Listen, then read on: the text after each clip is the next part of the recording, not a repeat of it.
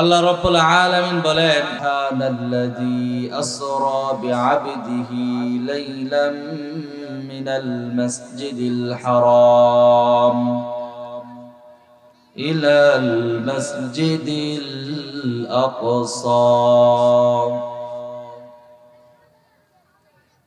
আল্লাহ রাব্বুল আলামিন কুরআন ও কারীমের মধ্যে আয়াত নাযিল করে দিলেন, সুবহানাল্লাযী আসরা বিআবদিহি লাইলাম মিনাল মাসজিদিল হারাম ইলাল মাসজিদিল আকসাল্লাযী বারাকনা হাওলাহু লিনুরিয়াহু মিন আয়াতিনা। আল্লাহ রাব্বুল আলামিন কুরআন কারীমে জানায় দেন,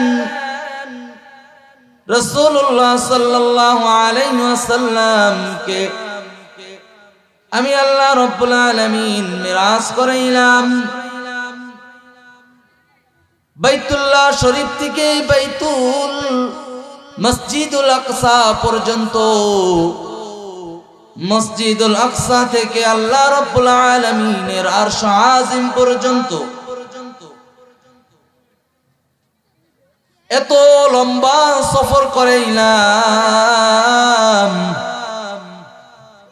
এই ছোট্ট সময়ের মধ্যে, এক রাতের মধ্যে আমি আমার বান্দাকে সুবহানাল্লাযী আসরা বিআবদিহি, আমি আমার বান্দাকে লাইলাম মিনাল মসজিদিল হারাম, মসজিদুল হারাম থেকে মসজিদুল আকসা পর্যন্ত ইলাল মসজিদিল আকসা বারাকনা হাওলাহু লিনুরিয়াহু মিন আয়াতিনা।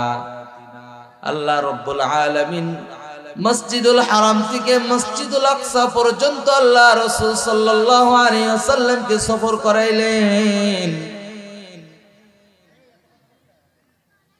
যেই রাত্রে সুন্দরতম সফর আল্লাহ রাসূল সাল্লাল্লাহু আলাইহি ওয়াসাল্লামকে করাইলেন, রাসূলুল্লাহ সাল্লাল্লাহু আলাইহি ওয়াসাল্লাম এই রাতের বিবরণ দিতে যেয়ে বলেন,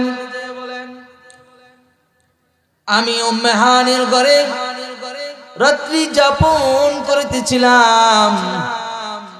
এমত অবস্থায় আমি রাতের গভীরে দেখলাম বাড়ির ছাদ কেমন যেন ফাঁকা হয়ে যায়। বাড়ির ছাদ ফাঁকা হয়ে যাওয়ার পর রাসূলুল্লাহ সাল্লাল্লাহু আলাইহি সাল্লাম বলেন, যখন আমি দেখলাম বাড়ির উপরের ছাদটা কেমন জানি কুদরতি ভাবে ফাঁকা হয়ে যায়, হঠাৎ করে দেখলাম জিবরাইল আমিন হযরত মিকাইল দুইজন ফেরেশতা আমার ঘরে প্রবেশ করলেন। দুইজন ফেরেশতা প্রবেশ করার পর আমি তো হতভম্ব হয়ে গেলাম।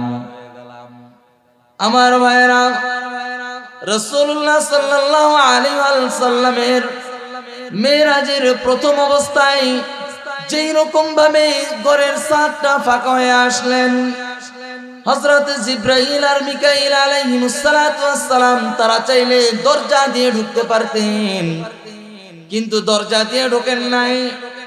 দরজা দিয়ে না ঢোকার একটাই কারণ হলো আল্লাহর রাসূল সাল্লাল্লাহু আলাইহি ওয়াসাল্লামকে আল্লাহ তাআলা বুঝাইতে চাইলেন, আজকের রাত্রে আপনার সাথে যেই সমস্ত ঘটনাগুলো ঘটবে এইগুলো সমস্ত ঘটনাগুলো আশ্চর্যজনক। এজন্য আল্লাহ রাব্বুল আলামিন তার হুকুমে হযরত জিবরাইল আলাইহিস সালাতু ওয়াস সালাম বাড়ির ছাদ ফাঁকা করে আল্লাহ রাসূল সাল্লাল্লাহু আলাইহি ওয়াসাল্লামের কাছে আসলেন। রাসূলুল্লাহ সাল্লাল্লাহু আলাইহি ওয়াসাল্লামের কাছে আসার পর আল্লাহর রাসূল বলেন, আমাকে ঘুম থেকে তারা উঠায়। গভীর ঘুমে আমি, এমন ঘুম যে আমার ঘুম ভাঙতে চাইতেছে না, এমন অবস্থায় তারা আমাকে ঘুম থেকে উঠায়, আমি আবার ঘুমিয়ে যাই। এই রকম ভাবে তিনবার করার পর হযরত জিব্রাইল ও মিকাইল আলাইহিস সালাতু ওয়াস সালাম তারা দুইজন আমাকে ধরে তারা ওইখান থেকে উঠাইলো। তারা দুইজন আমি রাসূলুল্লাহ সাল্লাল্লাহু আলাইহি ওয়াসাল্লামকে নিয়ে গেলেন মসজিদুল হারামের কাছে। মসজিদুল হারামের কাছে নিয়ে যাওয়ার পর হযরত জিব্রাইল আর মিকাইল তারাই দুইজন আমাকে ওইখানে নিয়ে শোয়াইলেন। আল্লাহ রাসূল বলেন আমাকে শোয়ানোর পর আমাকে বক্ষ বিতরণ করার জন্য আমার সিনাটা তারা ফেরে ফেললেন, ওপেন হার্ট সার্জারি করলেন। রাসূলুল্লাহ সাল্লাল্লাহু আলাইহি ওয়াসাল্লামের জীবনে তিনবার ওপেন হার্ট সার্জারি হয়েছে। আল্লাহ রাসূল সাল্লাল্লাহু আলাইহি ওয়াসাল্লাম বলেন যে আমি যখন মসজিদুল হারামের কাছে গেলাম, মসজিদুল হারামের কাছে যাওয়ার পর তারা আমাকে শোয়াইয়া ওপেন হার্ট সার্জারি করার জন্য হযরত জিব্রাইল আর মিকাইল তারা দুইজন আমার অপারেশন শুরু করে দিলেন। হযরত জিব্রাইল আর মিকাইল আমার বুকটাকে আমার চিনাটাকে ফিরে আমার ভিতর থেকে আমার কলবটা একটা স্বর্ণের পাত্রের মধ্যে রাখলেন, আমার ঈমান আর হিকমতটাকে একটা পাত্রের মধ্যে রাখলেন। দুইটা পাত্রের মধ্যে রাখার পর আল্লাহ রাসূল সাল্লাল্লাহু আলাইহি সাল্লাম বলেন তারা আমার কলবটাকে জমজম কূপের পানি দ্বারা ধৌত করলেন। জমজম কূপের পানি দ্বারা ধৌত করার কারণ হলো রাসূলুল্লাহ সাল্লাল্লাহু আলাইহি ওয়াসাল্লামের জিন্দেগীর আগেও কোনো গুনাহ নাই, পরেও কোনো গুনাহ নাই, জিন্দেগিতে কোনো গুনাহ নাই।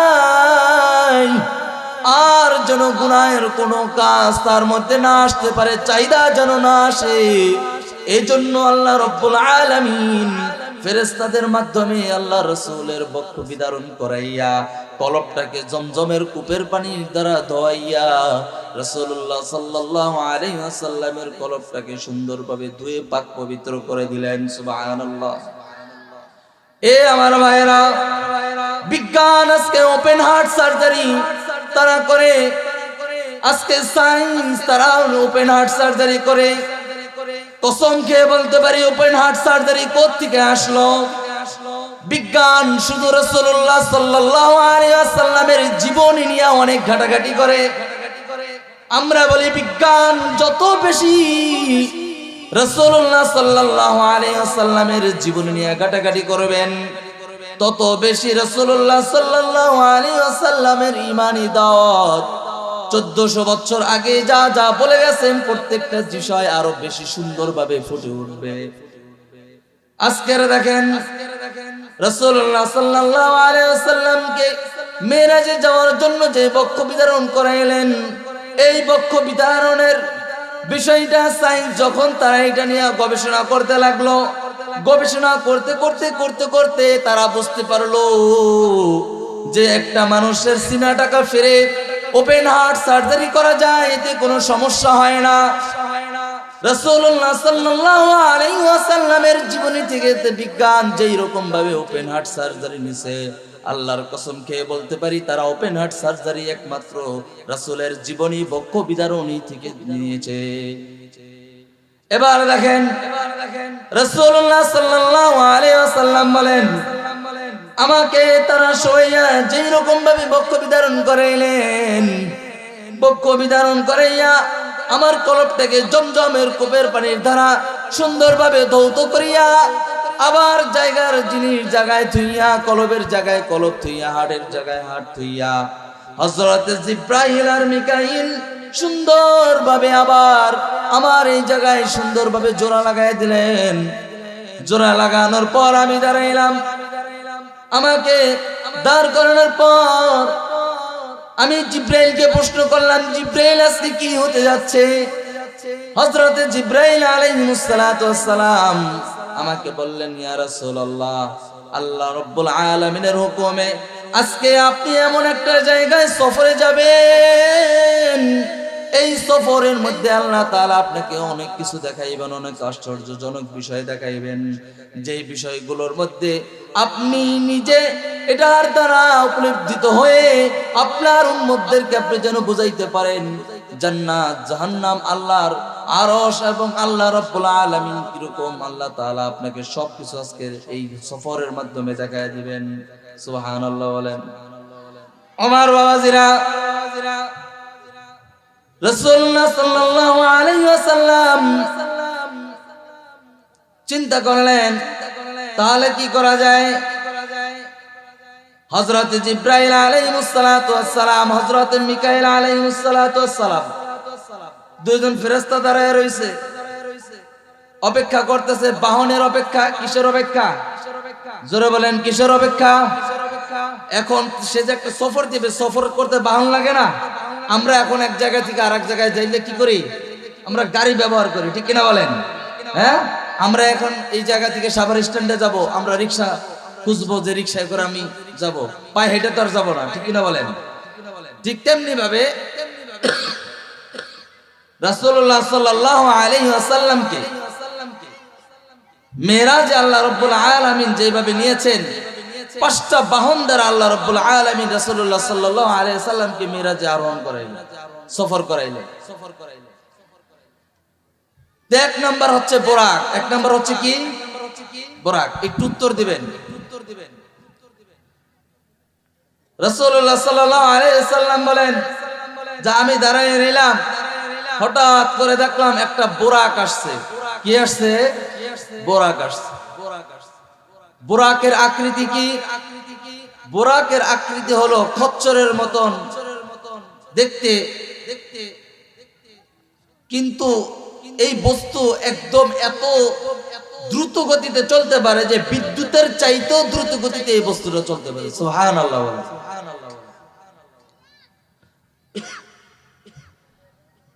আল্লাহ রাসূল সাল্লাল্লাহু আলাইহি ওয়াসাল্লাম বলেন যখন আমি দেখলাম একটা বোরাক আসলো, বোরাক আসার পর আমি হযরতে জিবরাইল আলাইহিস সালাতু ওয়াস সালাম ও হযরতে মিকাইল আলাইহিস সালাতু ওয়াস সালাম কে নিয়ে বোরাকের পিঠে উঠলাম। বোরাকের পিঠে ওঠার পর জিবরাইল আলাইহিস সালাতু ওয়াস সালাম বোরাকের সামনে বসছে আর আমি মাঝখানে, আমার পিছে মিকাইল। খেয়াল করে দেখলাম বোরাকের পিঠে যখন উঠলাম, বোরাকের পিঠে উঠানোর পর বোরাক যখন উপরে উঠতে লাগলো, বিদ্যুতের গতিতে উপরে উঠে গেলেন। রাসূলুল্লাহ সাল্লাল্লাহু আলাইহি ওয়াসাল্লাম বলেন কিছু দূর সামনে অগ্রসর হইতে হইতে আমি খেয়াল করে দেখলাম একটা পাহাড়, যেই পাহাড়ের মধ্যে জিবরাইল আলাইহিস সালাতু ওয়াস সালাম বোরাককে নামার জন্য অনুমতি দিয়ে দিলেন। সুবহানাল্লাহ বলেন।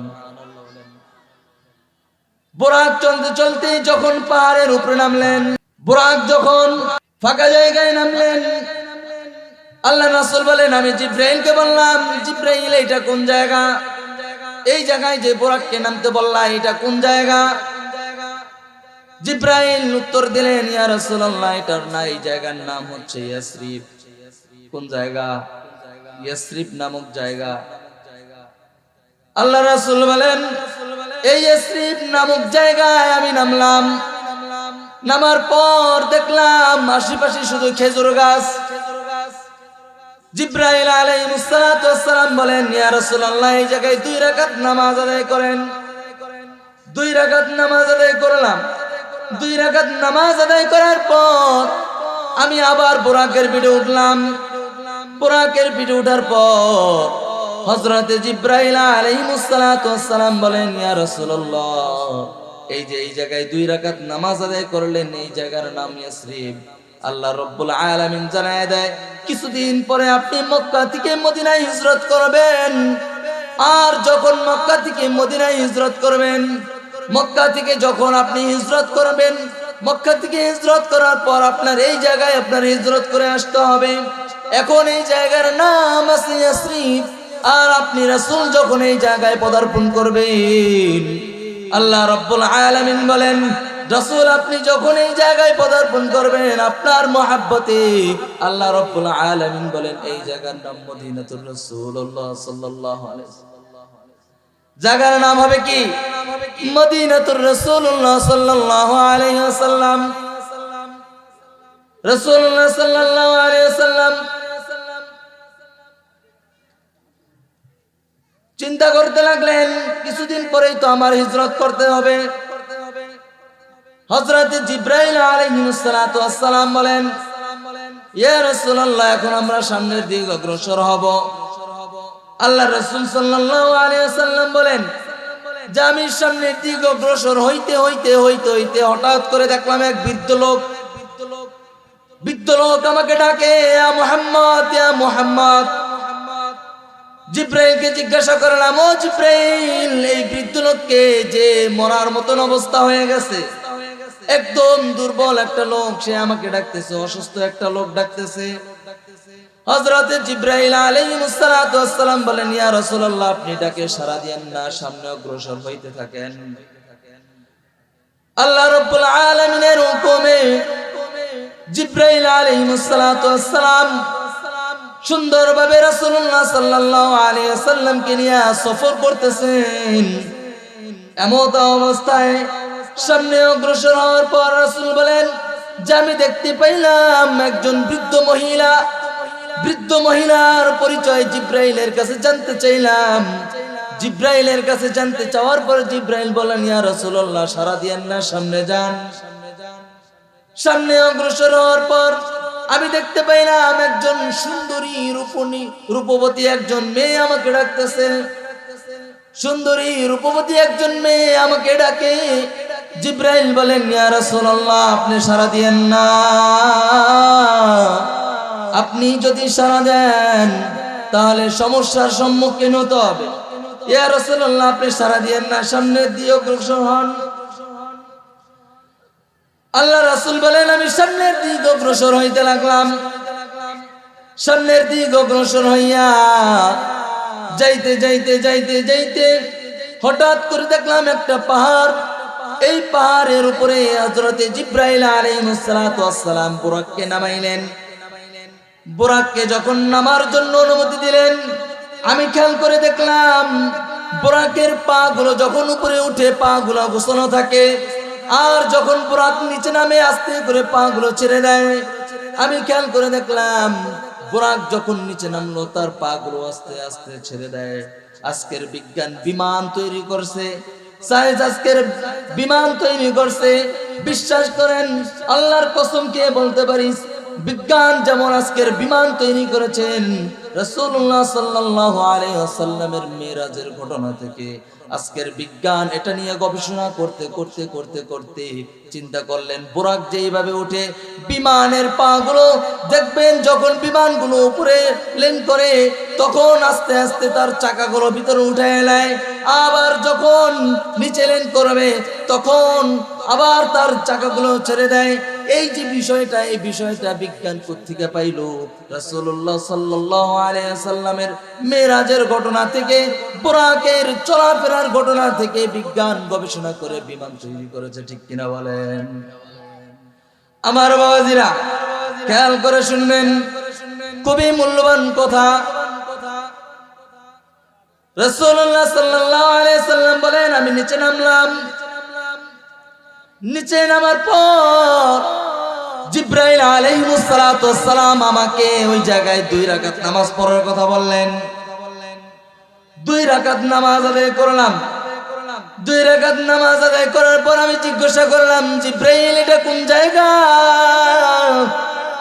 এই জায়গার নাম কি? হযরত জিবরাইল আলাইহিস সালাতু ওয়াস সালাম বলেন, হুজুর এটা হচ্ছে তুর পাহাড়। যেই পাহাড়ের উপরে দাঁড়াইয়া হযরত মুসা কালিমুল্লাহ আল্লাহর সাথে সরাসরি কথা বলতেন। সুবহানাল্লাহ। হযরত মুসা আলাইহিস সালাতু ওয়াস সালাম আল্লাহর সাথে সরাসরি কথা বলতেন। এটা সেই জায়গা, আল্লাহ রাব্বুল আলামিন আপনাকে সেই জায়গাটা দেখায় দিলেন। এই জায়গায় দাঁড়াইয়া আপনার ভাই হযরত মুসা আলাইহিস সালাতু ওয়াস সালাম আল্লাহর সঙ্গে এই জায়গায় দাঁড়াইয়া সরাসরি কথা বলতেন। আল্লাহ রাসূল ডাক দিয়ে বলেন, নামাজ শেষ করলাম। ওই জায়গায় 2 রাকাত নামাজ আদায় করার পর আমি আবার সামনের দিকে অগ্রসর হইতে লাগলাম।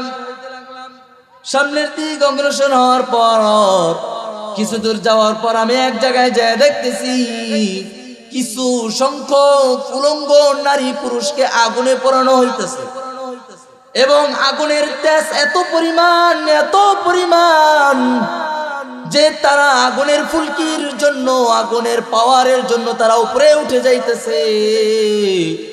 আবার যখন আগুনের তাপ নিচে নামে আবার তারা নিচে নেমে যাইতেছে। জিব্রাইলকে জিজ্ঞাসা করলাম, জিব্রাইল এটা কারা? কাদেরকে এত শাস্তি দেওয়া হইতেছে? এত শাস্তি তারা কারা পাইতেছে? হযরত জিব্রাইল আমাকে তাদের পরিচয় দিলেন। হযরত জিব্রাইল আগের কথাগুলো সহকারে হযরত জিব্রাইল বলতে লাগলেন, ইয়া রাসূলুল্লাহ,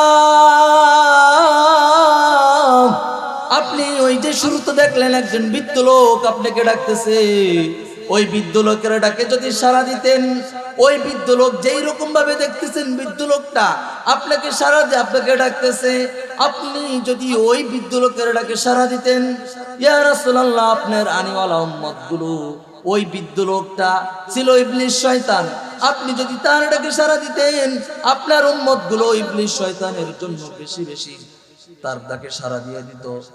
আপনি তার ডাকে সাড়া দেন নাই, ডাকে সাড়া না দিয়ে ভালো করছেন, আপনার উম্মতদেরকে আল্লাহ রাব্বুল আলামিন ইবলিসের ধোঁকা হইতে বাঁচায় দিবেন। বলেন সুবহানাল্লাহ। জিবরাইল আমিন ডাক দিয়ে বলেন, ইয়া রাসূলুল্লাহ, আপনি যখন দেখতে পাইলেন একজন বৃদ্ধ মহিলা মরা অবস্থা আপনাকে ডাকতেছে, আপনি ওই বৃদ্ধ মহিলা দ্বারা আল্লাহ রাব্বুল আলামিন আপনাকে বুঝায় দেয় এই বৃদ্ধ মহিলা যেই রকম ভাবে অসুস্থ, তারা না জানি কখন জানি মারা যায়, একদম তার জীবনের শেষ মুহূর্ত চলে এসেছে। ঠিক তেমনি ভাবে আল্লাহ রাব্বুল আলামিন তাকে দ্বারা আপনাকে একটা মেসেজ দিয়ে দেয়। মেসেজটা হলো কি মেসেজ? এই যে দুনিয়া আল্লাহ রাব্বুল আলামিন সৃষ্টি করলেন, আপনার আগে লক্ষ লক্ষ পয়গম্বর আল্লাহ রাব্বুল আলামিন এই দুনিয়ার জমিনে পদার্পণ করলেন। আপনি আখিরি জামানার নবী, আপনি আখিরি জামানার পয়গম্বর, আপনার জামানা শেষ জামানা। এই দুনিয়ারও তেমন কোনো দিন বাকি নাই, অল্প কিছু দিনের মধ্যে কিয়ামত সংগঠিত হবে। এটার দ্বারা আল্লাহ রাব্বুল আলামিন আপনাকে ওই মেসেজটা দিয়ে দেয়। এবার জিবরাইল আলাইহিস সালাতু ওয়াস সালাম বলেন, আর ওই যে দেখলেন রূপবতী মেয়েটা, রূপবতী মেয়েকে হযরত জিবরাইল আলাইহিস সালাতু ওয়াস সালাম ডাক দিয়ে বলেন, রূপবতী মেয়ে ছিল, আপনি যে ওই রূপবতী মেয়ে আপনাকে ডাক দিছে, আপনি তার ডাকে সাড়া দেন নাই, ভালো করছেন। যদি আপনি তার ডাকে সাড়া দিতেন তাহলে আপনার সমস্ত উম্মতগুলো, আপনার উম্মতগুলো শুধু রূপবতী মেয়েদের পিছে ঘুরতো। এই জন্য আপনার উম্মতগুলো এই ধোঁকা থেকে বেঁচে যাবে। যদিও কিছু সংখ্যক মানুষ তারা এই ধোঁকায় পড়ে তারা জিনা ব্যভিচারের দিকে লিপ্ত হয়ে যাবে, জিনা ব্যভিচারের দিকে লিপ্ত হয়ে যাবে। যদিও আপনি এই ডাকে সাড়া দেন নাই, আল্লাহ রাব্বুল আলামিন বলেন, যারা আপনাকে ভালোবাসবে, যারা আল্লাহকে ভালোবাসবে, আল্লাহ রাব্বুল আলামিন ওই সমস্ত মানুষদেরকে, ওই সমস্ত নারীদের ফিতনা থেকে আল্লাহ তাআলা হেফাজত করে নেবেন। বলেন সুবহানাল্লাহ। আমার ভাইরা, সময় শেষ, বক্তা এসে বৈশা আছে, আসলে সময় শেষ, এখনই শেষ করে দিব। বাইরে যারা ঘোরাফেরা করতেছেন, আপনাদের আজকের এই মাহফিলের বিশেষ যে আকর্ষণ, মাওলানা হাবিবুর রহমান হাবিবি সাহেব, উনি মঞ্চে চলে আসছেন। যারা বাইরে ঘোরাফেরা করতেছেন তারা আমরা সকলে এই প্যান্ডেলে চলে আসি। আমার ভাইরা একটু খেয়াল করে শুনবেন, শেষ করে দিচ্ছি। রাসূলুল্লাহ সাল্লাল্লাহু আলাইহি সাল্লামের মিরাজের ঘটনা অনেক বড় ঘটনা। এত বড় ঘটনা যদি আলোচনা করতে যাই আরো 2-3 ঘন্টা সময় লেগে যাবে।